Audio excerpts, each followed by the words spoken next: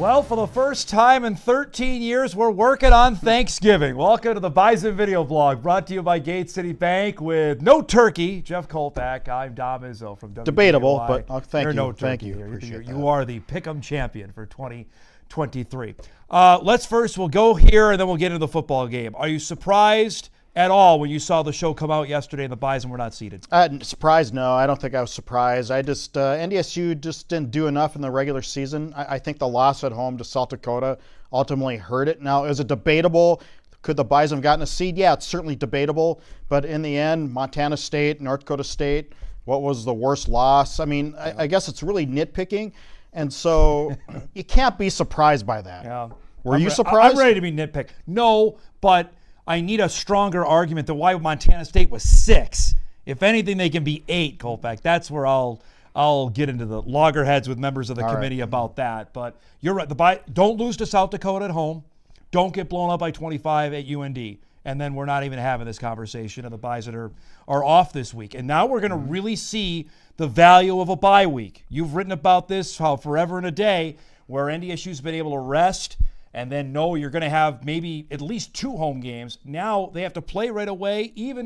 Whatever the opponent is, they still have to play. Well, 8 other teams aren't this week. Yeah, I think for NDSU right now, what it's all about, it's about putting the right spin on it. Yeah. You got to put the right spin with your players. You can say, well, okay, we've been playing well. It's been 2 games in a row, 2 really good opponents, played well both games. Offense played really well last game. Let's keep it going. Yep. Let's keep the mojo going. We don't need a rest. That's what you tell your team, and we'll have Thanksgiving together, and we'll hold arms and hug each other. Right. That's the spin that Enns is going to have to try and do. But the reality is, Jeff, that we saw it. South Dakota State lived this out 2 years ago. They played Thanksgiving weekend, and by the time they got to the semis, they were out of gas, and there's no other way to spin that. To do this and try and make it to Frisco, no one's done it yet. In the advent of the 2014 playoff, it has not happened. Youngstown State, had a good run.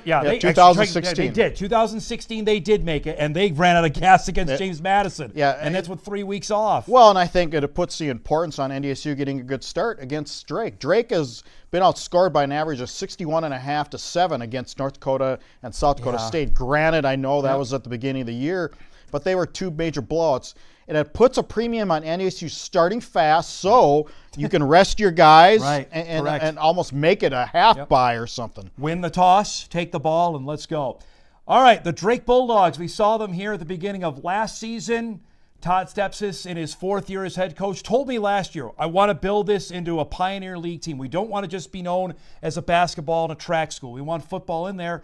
Well, Jeff, they made the FCS playoffs for the first time. They won 8 straight, and that's after losing, you mentioned, to UND and SDSU. There's no slight there. They lost to an NAIA team. They lost to Northwestern College. That's a slight. That's not good, but they have found their mojo here in the Pioneer League. They beat San Diego. They beat St. Thomas. You'd say that going in, those are the 2 Pioneer League favorites. They won both of those games. And they did it with defense. They did it with defense. They limited those teams really pretty well. Almost an entire their Pioneer defense was really good. Yep. I mean, you're talking teams that have gotten a field goal, 9 points to Butler 7 to end the Stetson. season. Yep. So that's defense wins championships, and so Todd Stepsis took a program that was a losing program.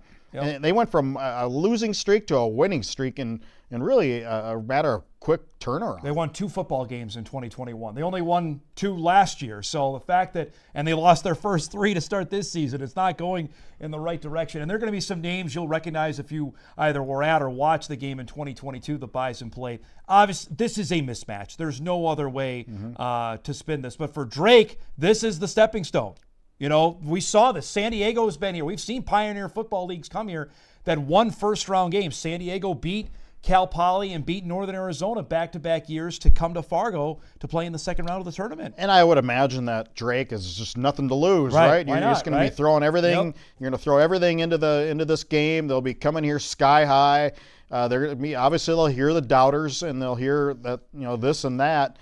But they can't do that either. We're giving up an untouched touchdown to the likes of Zach Mathis. Yeah, the Bison got it rolling there. Zach Mathis scored his first career touchdown in this game last year. They got it on special teams. Remember, they blocked a field goal that Destin Talbot returned for a touchdown. They got Jaden Price to return a punt for a touchdown. That's the kind of thing where athlete-wise, between a fully funded Missouri Valley Football Conference team and a non-scholarship Pioneer Football League team. Be a pretty stark contrast. Right. And for NDSU to let them hang around, I think would be a fail. And that would require an offense of turning it over. And at least Hunter Lipke's not playing for the Bison. Yeah, they don't have that guy anymore. It was good to see him show up on the highlight reel. The Bison won that game 56-14 last year. Now, you wrote about one Raja Nelson last week. He clearly was inspired by that because he had another monster game against And he Northern thanked me Iowa. after the game, didn't he? After you put words in his mouth. But But this is a stunning turnaround. We talked about on a hot mic this morning of a guy that has been here for 3 years. It's been fits and starts where you're like, well, there's some flashes there. He had it. I think in that quarterfinal game last year against Sanford, and then he got his ankle turned. He was having his best game. But boy, Jeff, the last 2 weeks, primarily on Saturday, he's been dynamic. what do you always say? It takes 3-4 years to really once you get into the program to make a difference. If you haven't done it by then, it's not going to happen. It's not going to work. Well, it's happening for him. It's happening for number 3. I don't know. I don't have that answer other than just confidence. Look at the cut. Just more assertive and able to avoid defenders and go after. Look at he's going after the defender there a little bit. Maybe he's got a little more moxie on the field. He's certainly getting open. Now watch this. Yeah, this was a heck of a play here. And the athletic ability to go up among 3 or 4 players there, and he's 5'9" and come down with it, and showing a little enthusiasm. Obviously, clearly loves the game right now. I think he's a really good runner. He sees the hole. Look at that. It wasn't there, so he just immediately shifted outside. That's vision. That's feel. That's a running back mentality, and he's doing it as a running back and a receiver. I don't know if I've ever seen that to that level. Right. In the NDSU's Division I era. Well, you mentioned this to me on Bison Game Day. Say maybe he's their best running back, and I think I'm ready to hop on board with you on that so far because the way he's been able to hit the hole and then also get to the outside. We have not seen that on the Bison backfield in 2023. Yeah, I talked to his high school coach last week, and I know I mentioned this on one of your other shows, but his high school coach said he had such good vision in high school at Lakeville North, and they give the ball maybe 8-9 times in the backfield, a little more than what he's getting now, but it's the same idea, and he would always find the right hole and actually lead the way to other Lakeville running backs to say, okay, this is what you do. This is how you see the hole. This is how you feel it develops over here. He has really good vision, and we're seeing that right now. We have talked about the need for other playmakers besides a Zach Mathis, besides Eli Green has become that guy. Raja Nelson's now, I'd say it's 1A, 1B, 1C. You can say however you want, but Nelson's in that conversation now. Yeah, that's There's the enough identity. tape on him, right? That is the identity of this Bison offense right now, and for the first time since maybe ever, I don't know. It's receivers. It's receivers, really number 1, number 2, and number 3, and then you have your quarterback. When's the last time, if ever, you could say that? We had an email about the power run game is the QB run game, you'd have to say, right? Heading into the play. If it hasn't been established in 11 games, it ain't there. And I'm here to say it ain't there. At least the traditional A-gap power as we know it is not there. The QB run game is there, certainly. And we saw it with Cole Payton. We hadn't seen Cole for a month and a half, and then he explodes on Saturday. Boy, he exploded in a hurry. Didn't he? Wow, that was impressive. And I didn't even know he was in the game. I mean, I looking back at your telecast, that at least you knew he was in the game. This guy's running downfield. I'm going, that's Cole Payton. Yeah. I don't think the Panthers. Northern Iowa didn't either. I think Matt Entz alluded to that today at the press conference. I don't think they realized he was in the game. And that's the thing. So for people asking us, and I know you've been asked about, where's Tamarick running the ball, or TK Marshall between the tackles, or Barika Penu? I don't think they're set up to do that in 2023. I don't think that's how they're set up to win. Doesn't seem like it. The offense had a little change of philosophy this year, and they've added the run quarterback game and the quote unquote RPO game, read pass option. So things have changed a little bit in that nature. Maybe it's an adaptation to personnel.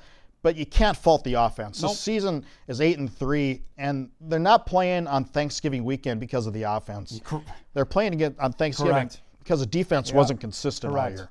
Against Central against Central Arkansas, I'll say that. Yeah, 31. Against South Dakota and against UND. The inability to get off the field against USD is one of the reasons why they're playing this weekend. Yeah, USD scored 21 points in 40 plays. Correct. I want to get more into this on Wednesday's show, but because I'm gonna write about it, I know you will, the novelty of that first game, that Thanksgiving game in 2010 against Robert Morris and how unique it was. because there's a generation now of fans that only know the Bison playing in the second week of the tournament or the first week of December. What do we expect crowd-wise for Saturday with this? I would be surprised if it's 10,000. I'm with you. Yeah. You talk about the generation of fans that have only known playoff games. Before that first Robert Morris game, there's a generation of fans that didn't know any playoff games. And didn't know any playoff games at the Fargo Dome. That never happened before. Never happened. The Dome was built in '93, and one of the stipulations, one of the selling points was, well, you get playoff games in November and December in the Fargo Dome. Well, never happened until 2010. Yeah. And that, I remember vividly, that was 12,000 people there, and it was loud. And the Bison trailed in that game at halftime. I'll never forget that. They were down 7-6 to Robert Morris before they went out. If you're a Bison fan, what else do you got to do on Saturday? I mean, you'll be with family. You're sick of your family after Thursday. You have dinner with them, and by Friday you're getting a little tired. And go to the Saturday, game, right? It's like you want to get away from mother-in-law. Hey, I got a ticket to the game. Yeah, right? I got to go to the game. So real quick, that bracket is by far the hardest pod when you look at it. The Bison are there. The winner of this game will play at Montana State. They're paired with South Dakota, the winner of the Sac State UND game. There's a whole lot that could happen between now and, heck, 2 weeks from now. But there is the potential that the Bison go back to Bozeman just like they did in 2010, and UND's out there with maybe a rematch with South Dakota that just happened a couple weeks ago. I think it's really setting up to be a really cool run as far as our job. Yeah. I mean, reporting-wise, there's a lot of drama in the future of this after, obviously, Saturday. Once that gets done, whatever that happens, Montana State, Bozeman, those are two FCS heavyweights. Yep. If the Bison somehow get through that, and they won't be favored against the Bobcats, then probably Montana if they do that. I mean, you talk about an exciting December. There's wow. A lot to go here. I'm getting ready now. Okay, there are 6 Valley teams that made it. They all make it through, all of them in the second round? Yes, so they do. everybody wins, all 4 win this weekend. Yep, so that'll be, 38% of the teams in the field left after Youngstown's Saturday. got an easy draw. 6 out of 16. Southern's at 38%, home isn't with it? Nichols. They're going to win that game. And we mentioned UND Sac State, I think it's a coin toss. I think UND's a little bit. Sac State did not look good at the end of the last regular season game. I think they're very beautiful. Maybe they're beautiful. Maybe they are beautiful, but they are beatable. Yeah, they certainly are beatable. And I just can't see UND. I just don't think they'll drop that. They got to play better. UND though, since the NDSU game, has not looked great. I'll just say they've won games against Murray, Indiana State, and Illinois State. But they've won games. They did win the games, but it's not been easy down the stretch run.